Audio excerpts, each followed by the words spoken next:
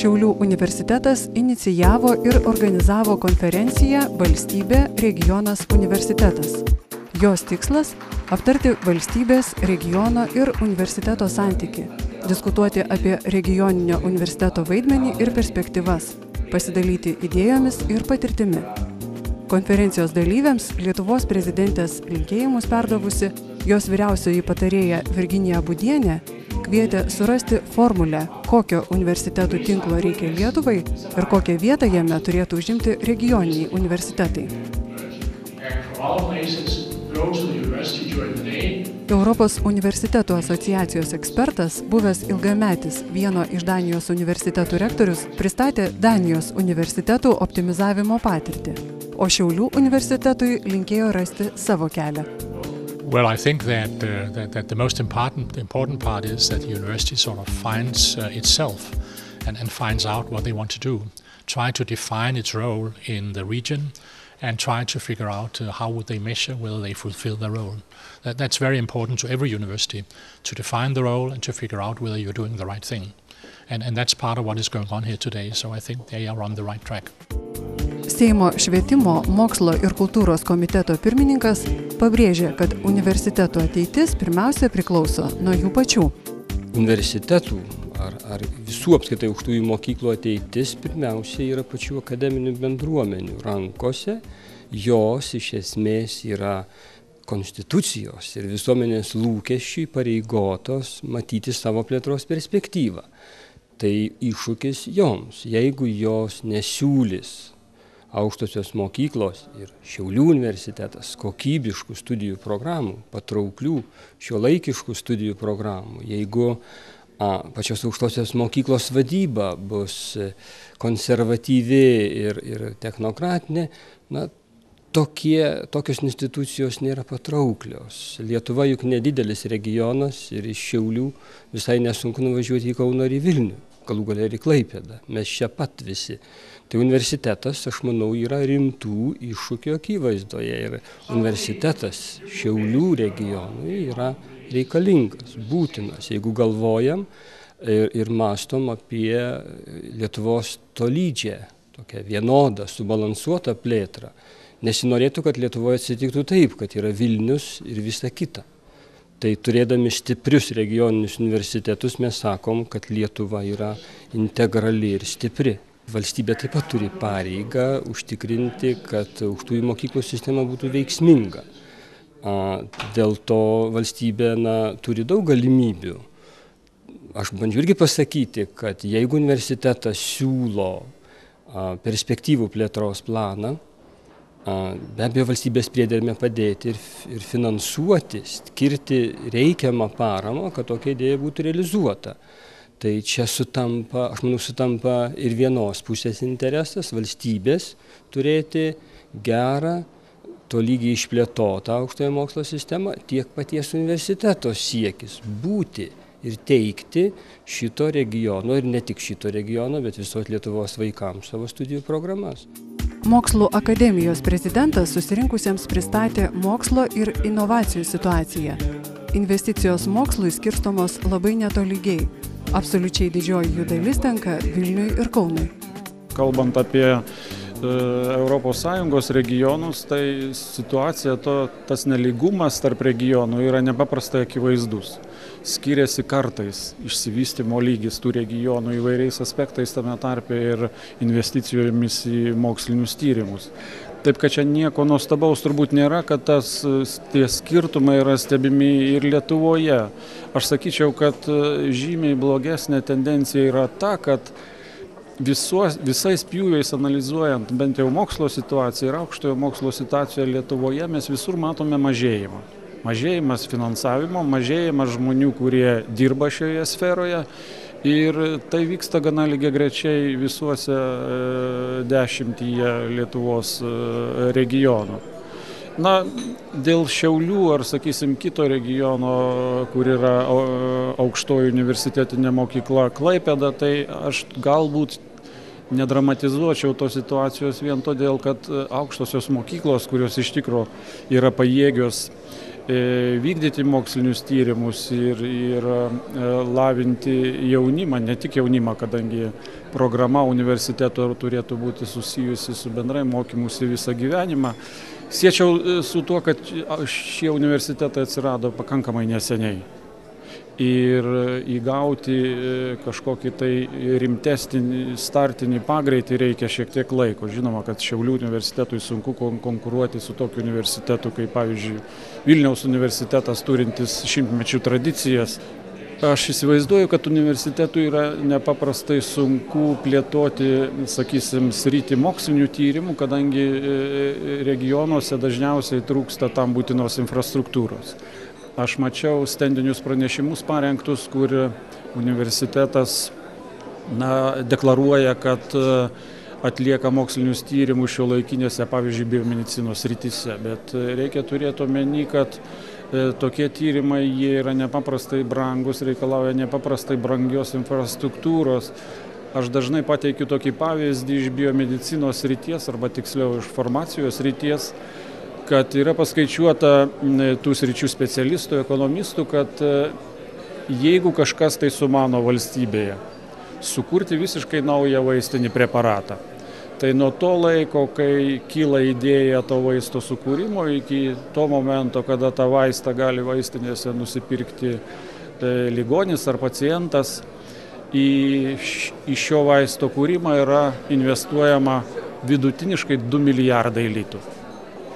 Yra milžiniškos sumos ir ne tik tokiem universitetam kaip Vilniaus universitetas, bet be jokios abejonės ir ar Šiaulių universiteto, ar Klaipėdos universitetui. Tai yra neįmanomi dalykai. Todėl, aišku, turbūt regioniniam ypatingai universitetam reikėtų ieškoti nišų, kas yra aktualu pačiam regionui. Dauguma kalbėjusiųjų pabrėžia, kad be regioninių universitetų neįmanoma darni valstybės plėtra.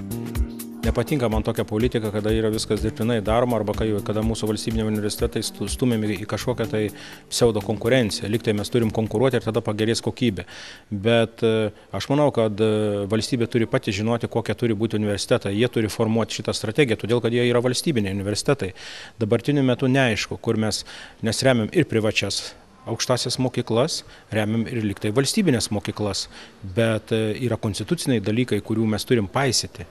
Tai yra ten labai aiškiai parašyta, kad labai gerai ir labai gerai besimokantis studentai, besimokydami valstybinės aukštosios mokyklos, turi gauti finansavimą. Taip? Dabar kas yra? Remiamos ir privačios mokyklos. Atsirado krepšelių sistema, kažkokia, pseudo krepšelių sistema, kuri niekur pasaulyje nėra išskyrus Gruzijai. Ir aš labai paprastai sakau, kad Klaipėdos universitetas ir Šiaulių universitetas turi būti, jie privalo būti. Ir net jeigu reikia, tai yra daugelį pasaulio valstybių, kur regioniniai universitetai remiami, net valstybės skatinami. Kažkokios tai yra lengvatos, kad jis įsikurtų būtent toj vietoj ir sužadintų tą visą apskritį, kad žmonės, tą teritoriją trauktų tos žmonės, kad jie ten norėtų įsikurti, norėtų turėti savo šeimas, norėtų, kad vaikai mokytųsi. Ir tuo būdu universitetas padaro tą regioną tokį aktyvų. Universitetai ne vien todėl turi likti, kad mes įpratę, kad ten yra universitetas. Pačiam regionui jis labai reikalingas. Nes pažiūrėjus į tolimesnę plėtrą, apskritai valstybės, jeigu mes atsisakysim regioninio universiteto, visas kultūrinis, intelektualinis potencialas atsiras dviejose miestuose, Kaune ir Vilniuje, gal dar Klaipėdoje, bet ir apie Klaipėdos universitetą taip pat yra svarstoma, ar išvis yra toks reikalingas. Todėl tas principas, kad vien tik tai konkurencija, vien tik tai krepšelis, vien tik tai mokamos studentų vietos, kurių regioniniams universitetams vis mažiau yra skiriama, gali spręsti tą problemą, manau, nėra teisingas kelias. Turėtų atsirasti papildomas tiek valstybės finansavimas regioniniam universitetam, kad būtų išlaikytas tas vadinamas intelektualinis potencialas ir kad atsirastų tokios studijų programos, kurios tam regionui reikalingos, to regiono verslui. Galbūt reikia ieškoti kelių ir bandyti savivaldos ir vietinio verslo finansavimą taip pat pritraukti dėl regioninio universiteto atskirų studijų programų išlaikymo arba netgi įvedimo naujų. Aš tai labai norėčiau, kad ir vietos lygmeniu būtų daugiau iniciatyvų rodoma. todėl kad nebėra apskričių administracijos, viskas palikta savivaldybėm, tai galbūt rišamoji grandis gali būti universitetas, galbūt jis gali iš tikrųjų aplink esančias savivaldybės įtraukti ir į savo darbus ir tokiu būdu pasiūlyti savo paslaugas, kuriant tiek regiono strategiją, tiek galvojant apie regioną ateitį. Savo požiūrį į universitetą išsakė Šiaulių miesto savivaldybės, verslo atstovai, Šiaulių universiteto bendruomenės nariai. Aš akcentavau, kad universitetas negyvena savyje, jis yra atviras miesto visuomeniai, atviras įvairiuose renginiuose, mes daug bendraujame, turime pasirašę bendradarbiavimo sutartį ir džiaugiuosi, kad universiteto tiek įvairūs meno kolektyvai, tiek sportiniai kolektyvai įsilieja į mūsų miesto gyvenimą, o profesūra, turinti ryškių asmenybių, padeda mums, ko gero, žiūrėti gražiau į rytojų, į miesto perspektyvas. Aš manau, kad šiandieną labai aktualu yra apsikeisti universitetui ir savivaldybei vykdomų projektų srityje. Mes vykdome 52 investicinius projektus, universitetas taip pat vykdo. Ir labai norėtumėm, kad mūsų projektai, kurie skelbiami konkursai, laimėtų universiteto dėstytojai, jie labiau žino mūsų esamą situaciją. Kalbėdamas diskusijai minėjot, kad esate patenkinti Šiaulių universiteto specialistais. Mes daug metų priimam kasmetį studentams, kur ką tik baigėsi, lygiai taip pat iš technologinės fakultėtas, lygiai taip pat iš verslo vadybos sritis. Mes turime daug patirties, iš tikrųjų integruoti žmonės ir daug padaro per šitas laikotarpis karjeras. Ir dabar viršininkai, biuro viršininkai, cecho viršininkai kartais iš tikrųjų yra studentai iš Šiaulių universitetas. Įmonės veikla atrodo labai įspūdingai, atrodo klestit. Iš tikrųjų, mes turime gerą poziciją, gerą konkurencinę situaciją. Mes esam didžiausias dviračių gamintojas Šiaurės Europoje ir šitas mes naudojam iš viena dalis mūsų geografinė privalumas Lietuvoje esant, aplinkui Baltijos jūros šalis mums didelis rinkoje. Kita pusės yra, kad mes tikrai radom Šiauliuose tą, ką mes ieškojom, kvalifikuotą darbo jėgos. Išvada yra tik tai viena ir aš manau, kad universiteto bendruomenė ir kartu savivaldos organai regionų, kaip matėt, buvo visa eilė merų, buvo verslo žmonės.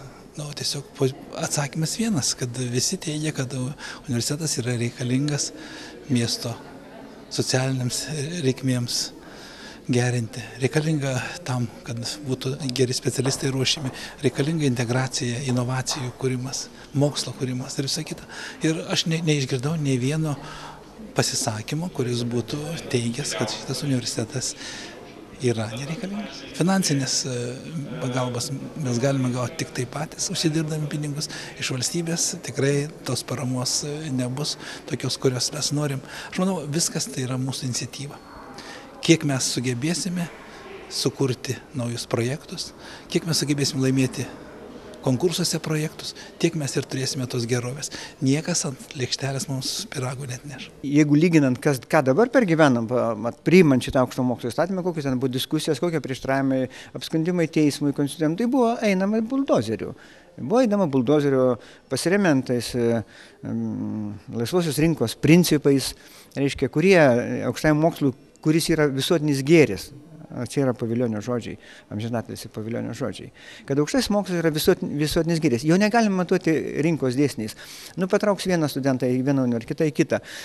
Suprantat, reiškia, aišku, grįžti atgal bus labai nelengva į tą kvotų sistemą kokią nors, nes, pavyzdžiui, Vilniaus ir Kauno universitetai iš dalies džiaugiasi, kad kai mažai studentų, kad tų konkurentų mažėja. Bet aš manau, kad,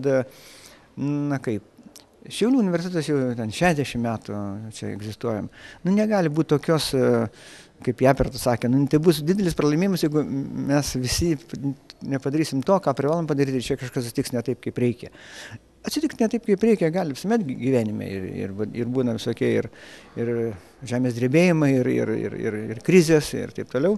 Tačiau man atrodo, kad mūsų universitetas yra šitaip įleidžia šitą šaknis į va šitą šiaurės regioną, kad mūsų ateitis turbūt yra tikrai nepajudinama.